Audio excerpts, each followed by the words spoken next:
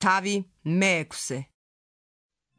ამიტომ დავტოვოთ ქრისტეს სიტყვის საწყისები და ვისწრაფოთ სრულყოფისაკენ და კვლავ ნუ ჩაუყრით საძირკველს მკვდარი საქმეების მონანიებას და ღვთისრწმენას. ნათლობათა, ხელების დასხმისა, მკვდართა აღდგომისა და მარადიული განკითხვის მოძღვრებას.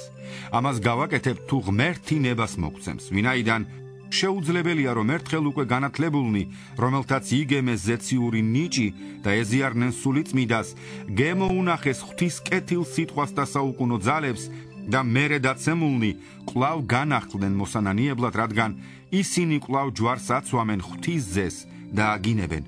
ვინაიდან მიწა, რომელიც იწოვს მასზე მრავალგზის მოსულ წვიმას და იძლევა მწვანილს, სასარგებლოა მათთვის, ვისთვისაც მუშავდება, იგი ღვთისაგან ღებულობს კურთხევას, ხოლო რომელიც იძლევა ეკალსა და კუროს თავს, უვარგისია და ლამის დაწყევლილი, მისი ბოლოა დაწვა. მაგრამ საყვარელნო, ჩვენ გვჯერა რომ უკეთესნი ხართ და მიწევნულნი ხართ ხსნას, თუმცა ასე ვლაპარაკობთ. ვინაიდან ღმერთი არაა უსამართლო, რომ დაივიწყოს თქვენი საქმე და სიყვარულის შრომა, რომელიც გამოიჩინეთ მისი სახელისათვის, რომ ემსახურებოდით და კვლავაც ემსახურებით წმიდებს.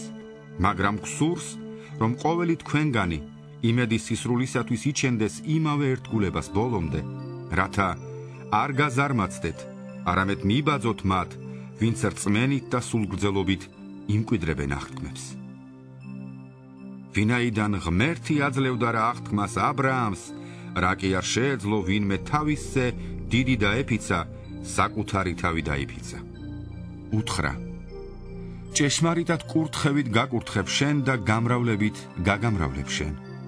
და ასე სულგრძელობით მიაღწია აღთქმას.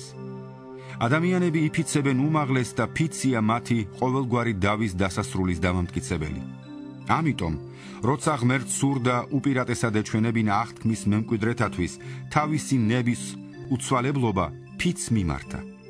რათა ორ უცვალებელ საქმეში, რაშიც შეუძლებელია ღმერთმა იცრუოს, დიდი ნუგეშისცემა გქონდეს ჩვენ, რომელნიც გავეშურეთ, რათა ჩავჭიდებოდით ჩვენს წინ მდებარე იმედს, რომელიც ჩვენი სულისათვის არის ღუზასავი სანდო და მტკიცე და შედის ფარდის მიღმა, სადაც ჩვენთვის წინამორბედად შევიდა იესო და გახდა უკუნისამდე მღვდელმთავარი მელქისედეკის წესით.